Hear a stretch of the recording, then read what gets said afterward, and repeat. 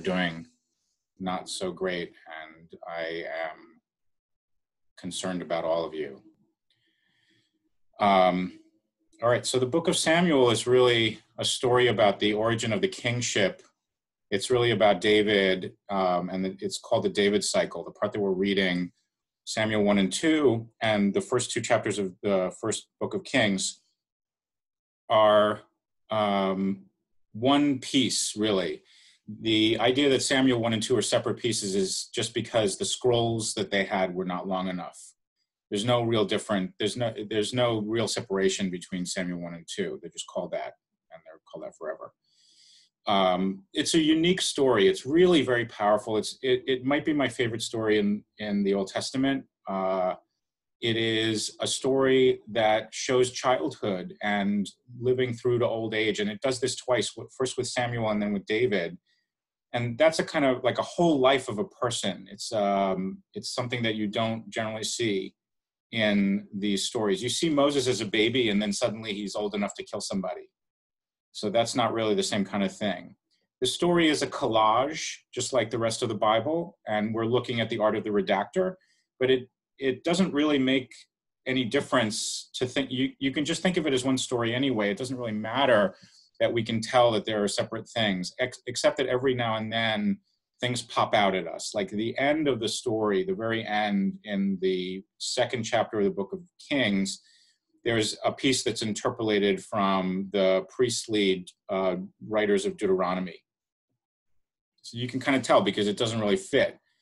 At the end of his life, David is saying, get revenge on this guy, Joab, and then suddenly he starts spouting priestly stuff like, Israel will be saved if we follow the laws of Moses. But kill this guy for me, would you? So it doesn't really, because of things that are jarring like that, we know that other people interpolated things. So what we have to do is figure out what's the story that we have. One of the problems in the text is whether King David is actually a historical person or not, like Henry VIII, or is he a mythical figure like King Arthur in English legends? And so, of course, he's both. But the problem with calling him just mythic is that he's too specific and he's too flawed. So, for example, David collaborates with the Philistines. It doesn't make sense to have, King Arthur doesn't do things like that. It doesn't make sense to have a mythic figure who collaborates with the enemy. Why make that up? And then on the other hand, there are fairy tales like the David and Goliath story. That's like a fairy tale. So that seems mythic. So we have both kinds in one character. And then there are things that are impossible for a writer to know, such as dialogue that has no witnesses. There's no historical record of them or reporting about how people felt, for example. So the idea of history is like the idea of history in Shakespeare's histories and tragedy plays. So, for example, Hamlet and Macbeth are from historical sources, but they're shaped fictions. That's the way I'd like to put it. They're shaped fictions. That's what we have here. So there's an arc story. There's an unfolding of Samuel's prophetic curse on the houses of Saul and David, and these are all woven together. There's a kind of a lesson that happens a lot of the time, but then other times there doesn't seem to be so much of a lesson happening. Okay, there are lots of scholarly differences about the point of the text, the purposes of the text. Some scholars see the agenda of the Deuteronomist writer, who's very pietistic and nationalistic, all over the place. In the book of Joshua, the Deuteronomist writer's work is very clear, and in the book of Deuteronomy. But is this story that we're reading nationalistic? It's not always so clearly so, and it's not always so clearly pietistic. So we'll see how it goes. Here's an example of tension in the text. I'll give you an example I gave you an example of tension at the end, which you didn't read yet, but here's an example of tension. In the character of Samuel. Samuel is a prophet and a holy man. He's definitely a prophet. Things that he says come true. He talks to God. God talks to him. He's a Nazirite. God is on his side. But he's kind of a jerk. He represents a piece of the story. He represents priestly authority. And the whole story that we're reading in Samuel and Kings is about the fight between priestly authority versus royal authority, the priests versus the monarchs. Who should we follow? So that's what Samuel is, but then Samuel is also a person. So that's why the story is more literary than just a historical tale. It's not just a dry recounting. So, for example, there's an the English history of Henry VIII includes defying the Pope because Henry VIII wanted to divorce his wife and the Pope said no. And so Henry VIII said, okay, all of England is no longer Catholic. We're not under the Pope anymore. And he takes the whole country out of the Catholic Church.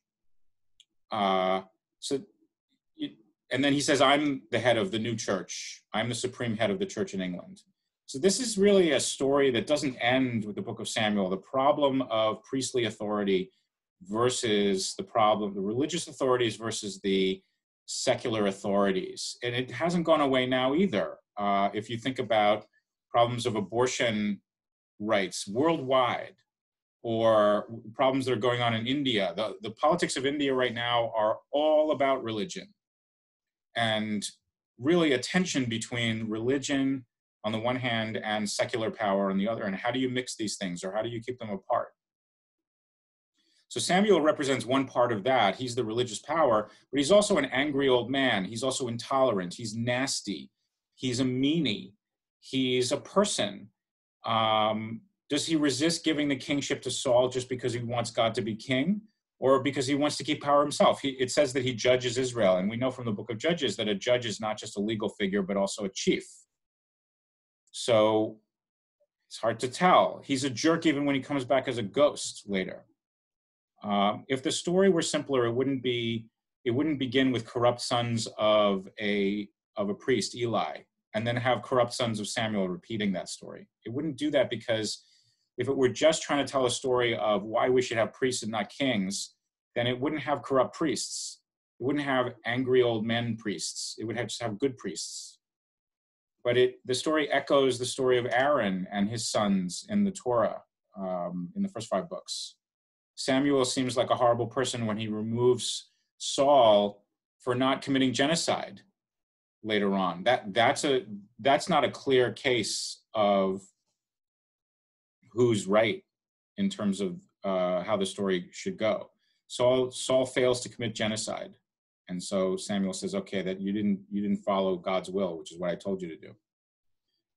A key idea is in understanding Saul and David. Saul is one of the main themes in the story is the idea of intelligence in terms of being smart and also having intelligence, having knowledge.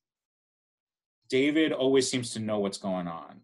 And then later, as the story progresses, later on, what you'll see is that David knows less and less, and he has to ask people for things. Like he has to ask who Bathsheba is. He doesn't know who the wife of one of his guards is himself. But at first, he seems to know what's going on, and Saul doesn't know what's going on.